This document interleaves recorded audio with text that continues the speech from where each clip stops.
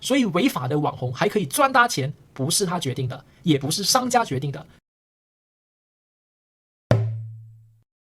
因为50万订阅的 YouTuber 也在 Facebook 拥有60万订阅 ，Instagram 70万订阅，但是最近却在马来西亚犯法了，买假包包、赌博、企图自杀。对，在马来西亚也是犯法，偷电话和身份证、借钱不还，还有诽谤。他还是一名毒瘾很深的 YouTuber， 尽管如此，他还可以接到很多的业配，赚大钱。而他在马来西亚现在特别的红，他的直播号召力最高峰高达10亿万人。你没有听错，10亿万人，他们的名字是。嗨，大家好，我是 YBB 杨宝贝，真名杨红玲。我相信很多台湾或者香港网民或者是 YouTuber 听到后可能觉得莫名其妙 ，Why？ 怎么样会这样？凭什么呀？我们今天一起做深入的探讨这个话题。大家好，我是 Sky， 这频道最主要和大家分享网络创业和自媒体经营的成功案例和成功方法。在这一次的 YouTube 赚钱系列里面，让大家了解到3个知识点：第一 ，YouTuber 是如何靠业配赚钱的；第二 ，YBB 杨宝贝赚钱的策略是什么；第三，为什么 YBB 犯了法还可以赚大钱？会在台湾的案例找到答案。最后在总结的部分，一起探讨身为网民的我们应该有什么责任。如果你已经知道业配是什么，还有为什么网红可以赚的钱比一般人高，可以直接跳到这个时间段。可是我觉得你还是听一下，也许你会学到更多呢。对了，我没有受过中文教育，发音不准，请见谅。我们马上开始。首先，我们要先搞清楚什么是业配。业配就是业务与配合的简称。业配对于创作者来说呢，是一个很重要的收入来源，这也是 YouTuber 最重要、最关键的赚钱模式之一。需要有公司或者厂商找你做业配，基本的考虑条件就是1. 流量，2. 互动率，就是留言。反而呢，订阅不是最重要的，因为现在出现了有些100万 YouTuber， 可是流量可能不到10万；有一些30多万的 YouTuber， 每支新影片的流量不到 2%， 就是连5000的观看次数都没有。留言的话呢更少，所以稳定的流量和互动率是厂商评价一个 YouTuber 的频道最关键的指标。为什么 YouTuber 可以赚那么多钱？很多外行人不了解这个行业。当听到 YBB 2天直播可以赚55千马币、36万台币、13000美金的时候，觉得很不可思议。他犯了法还可以那么的赚。凭什么呀？其实很多 YouTuber 的收入都是一般人的10倍甚至100倍，有些大学都还没有毕业，每个月收入过10万美金。这些 YouTuber 为什么可以赚那么多呢？是怎么赚的呢？ YouTuber 或者网红和一般打工不一样，一般的员工是给老板打工，给企业打工，可是呢，网红是给流量打工，这流量背后有巨大的商业价值，但是要得到这些流量其实也很难的，一点都不容易。对于 YouTuber 来说，不晓得要辛辛苦苦拍了多少支影片，学习多少事情，也不一定可以成功。这种为流量打工赚钱的方式，一旦流量没有了，就表示失去了变现的能力，就没有钱赚了。所以这也是为什么我们经常看到有些网红或者 YouTuber 想尽办法去炒作新闻，就算是负面的新闻也不要默默无闻。现在的杨宝贝就是这种情况。YBB 的赚钱策略是什么？高调的站出来，然后炒作新闻。他现在就一直在自己的 YouTube 频道里面爆料，还把几位 YouTuber 或者是网红扯进来。对他来说呢，这样做有几个好处：第一，维持粉丝不退订。人嘛，一说到八卦就精神起来了。为了继续看他的爆料，粉丝当然不退订。连本来不是粉丝的，也为了看这个八卦，也订阅他的频道。听了有一些网友说，他的故事还比香港的 TVB 还精彩呢。是这样吗？第二，创造流量。爆料的内容呢，越露骨就越多人关注，流量就会越多。前几天呢，他就发了一个与另外一位 YouTuber 聊天的语音到了 YouTube 频道，内容呢是也超多人关注的。我看了一下发了2天左右就有36万的观看次数，5314赞，负评是6758，留言是5287，这样的流量就很容易启动了演算法，得到了更多的流量，甚至变得 viral video 爆款影片。我们刚才呢有说过，巨大的流量背后有巨大的商业价值，因此就越多的业配合作，这就是 YBB 的策略。而且他在马来西亚成功了。为什么我说在马来西亚成功了？因为这种情况目前好像只发生在马来西亚，其他的华人地区是行不通的。而且这种做法呢，是不是越过了道德底线？争议性很大，大家一定不要学。重点来了，为什么 YBB 做了那么多违法的事情，还一个接一个的业配找上门呢？有些马来西亚的 YouTuber 也发了相关的影片，他们也搞不懂为什么会这样子，到底问题出现在哪里呢？是商家、网民还是社会的风气？其实可以在台湾找到答案。如果 YBB 今天在台湾，他的下场会如何？首先说明我在台湾的时间不是很长，可是因为工作关系呢，我对台湾无数的 YouTuber 频道做过分析，同时也有关注过一些争议的事件的整个过程发展。以下是分享我个人的心得，如果有台湾的朋友或者 YouTuber 有更好的见解，欢迎留言补充。那我们如何知道答案呢？做案例分析或者比较就会很清楚了。最好的案例分析就是刚发生没多久的肝胆排毒法影片的事件。艾丽莎莎是台湾拥有110万订阅的 YouTuber， 每支影片的观看量从40万到350万流量，是一名很有实力的台湾 YouTuber。在去年年尾拍了一支关于肝胆排毒法的影片，影片一发出，并有一位台大医学院毕业的 YouTuber 指出，他这部影片教导大家错误的医学知识，而很多看过这位 YouTuber 的影片的观众就会过去骂艾丽莎莎。只要是看过苍兰哥的影片来骂我的人，就是一大堆可怜的 YT。你断食影片要下架了没？不是说人不能犯错，只是知错不改，为了利益忽视自己身为半公众人物的责任。我很佩服这些网民的坚持，连续3个月，每支影片都会留言，然后都算对方一下为什么没有下架这支影片。可是艾丽莎莎当时不但没有删除这支影片，甚至发了一支有反击性的影片，结果呢就这样了。拥有100万订阅的 YouTuber 艾丽莎莎12号的新影片上架又引起风波，多医生和护理人员的留言被删除，让更多网友不满继续炮轰。包括有些专家也站出来纠正她的错误。之后艾丽莎莎终于承认自己的错了。我想要对我的资讯内容不够谨慎来道歉，对不起。由此我们可以看到台湾网民的水准和意识，因为网红别说说错话，只是传达错误的信息或者生活行为不检点，都要负上责任。2月12号的时候，我发了一部反击性的影片，这是史上第一次看到这么大量的负评瞬间涌入。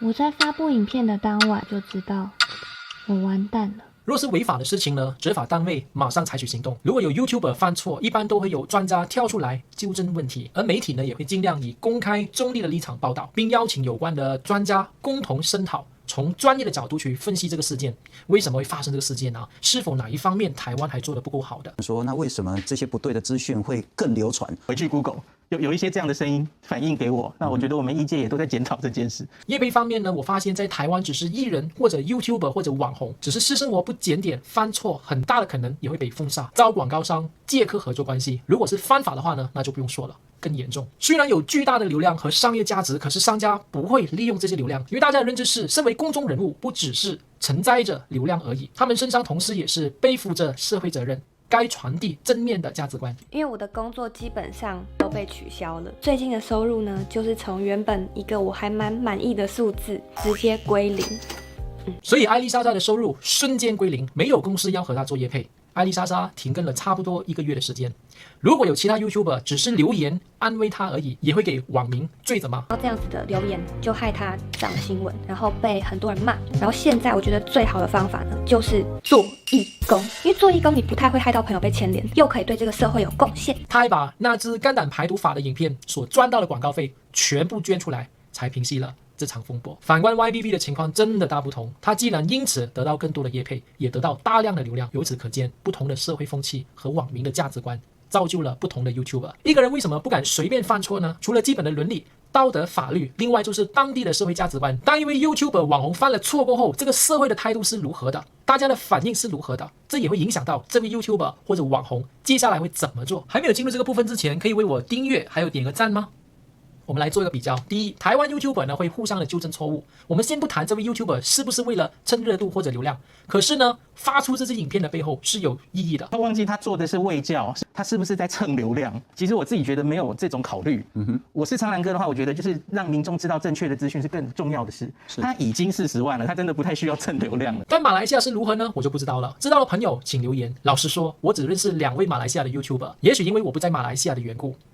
其实严格上呢，只是一位 YouTuber， 就是 Jordan Yo Fitness。另外一位呢，他已经是一名艺人了，就是王明志。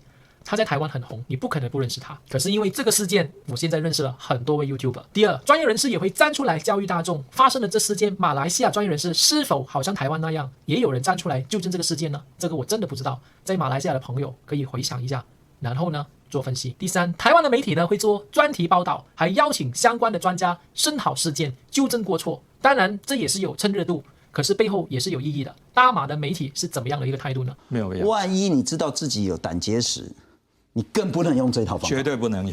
我们来看看，胆结石其实有分2种，色素结石跟类固结石。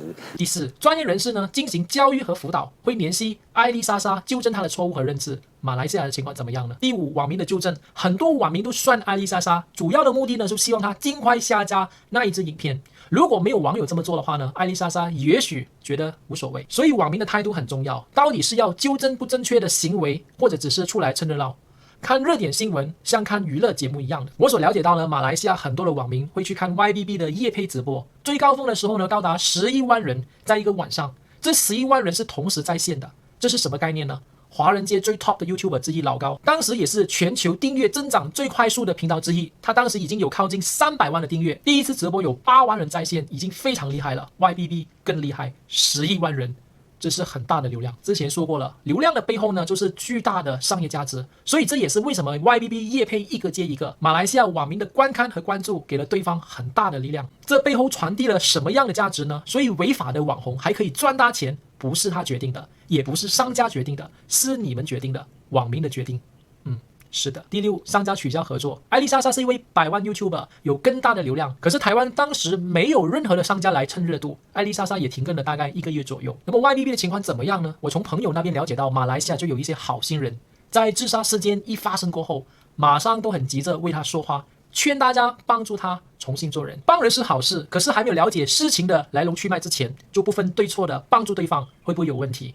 另外呢，引起争论的是 YBB 在一连串的事件过后，还会得到好人很好的待遇，可以吃好住好，然后做几小时的直播就可以赚到55000马币，36万台币，13000美金，还呼吁商家找他做业配，给他多一点钱。我不晓得这样的事情是否真实，请在马来西亚的朋友纠正一下。帮人固然是好事，可是那么高调的帮，会不会引起一些问题呢？做了那么多违法的事情，还有那么好的机会，这给予年轻人有什么样的教育意义？第2，这样子帮他过后，请问 YBB 有在改变自身吗？除了我们华人地区，我们看一下西方国家的情况是怎么样的，例如美国。I'm so sorry。这位是 David Dobrik，1800万 YouTuber， 流量非常的大，可是因为拍了一些不道德的影片，事情揭发的第2天，商家马上和他切割关系，声明不会再跟他有任何的来往。除此之外 ，YouTube 频道也做了决定，他全部的频道失去盈利权利。如果想多了解这个事情，可以看这支影片。那么我们再看看中国大陆的情况。2019年8月，办公室小野是中国最红、排名最前的 video blogger。YouTube 当时也有744万订阅，抖音2500万，微博有819万订阅。因为有少女模仿他的影片发生了意外，他立刻停更拍摄有关的题材，还当起社会的责任做出赔偿。过后呢，他的 YouTube 频道就没有什么再更新了，基本上停更了6个月以上。详细可以看这支影片。而马来西亚情况真的很特别。总结1， YouTube 业配最重要的是流量和互动率，但必须要取之有道。这位公众人物或多或少会给社会带来影响，对于社会的责任，除了要得到更多的流量，完成自己分内的事，也要扮演好自己的社会角色，传递正能量。作为公众人物，一言一行不仅仅是代表着个人的行为，还可能代表了一个国家民族，尤其是在互联网时代。例如这 YBB 事件，现在连台湾、香港的网友都知道了，他们会觉得这事件只是 YBB 个人的问题而已吗？第2，社会的民众态度决定一切。很多 YouTuber 也许没有工作经验，还没有经过社会的洗礼，还没有毕业就做 YouTuber 了，年小得志，不懂得人情世故，自大自我，难免会犯错。问题是当他犯错的时候呢，这个社会的态度是怎么样的？社会给了他怎么样的一个教育？第3，没有营养的事件或者资讯，别让它发酵。其实我很早已经知道这个事件了，是因为好朋友告诉我的，还发了一个链接。可是我没有关注这个事件，因为我觉得这事件没有什么营养，所以应该尽快的让它告一段落。我们越关注它，等于给它更大的流量去发酵，也会启动了演算法，之后呢推荐给更多的人。所以身为网民的责任呢，反而应该是不看不关注。其实所谓的爆料这些事情，在我们生活中都会遇到的，只是换到网红的身上而已。虽然听起来好像挺精彩的，可是就别看了，别让它继续发酵。看到这里，大家已经很清楚了。如果不想一些不好的风气在网络上一直传播下去，那么最好的方法就是不要再关注这些事情。这也是身为网民为社会做出的一点的责任。记得了，你越骂他，越关注他，甚至给他负评，这些话题就会给到更多的流量，演算法也会继续推荐给更多的受众，这样也会带起不好的风气。还有拍这支影片不是要贬低马来西亚，没有这个意思，我是很爱马来西亚的。每个国家的地区都有各自优缺点，本来就可以互相学习。而这次 YBB 事件确实很特别，我觉得不妨提出来让大家一起思考一下。想问大家一个问题，你觉得为什么马来西亚网民那么喜欢关注 YBB 的事件？ A. 娱乐性高，很精彩，比香港 TVB 更好看。 B. 好奇，想知道大结局到底是如何的。 C. 无聊，随便看一看而已。 D. 我也不想看的，可是这事件实在太 hot 了。E. 其他请留言。我的下一支影片也会讲关于 YBB 事件，可是不是要八卦所发生的事情，是要利用这个热点带大家去看更深层次的问题。如果这支影片对你有帮助的话，记得点赞哦、订阅，还有打开全面小铃铛，这对我们来说是最大的动力。谢谢大家的支持，我们下一次见吧。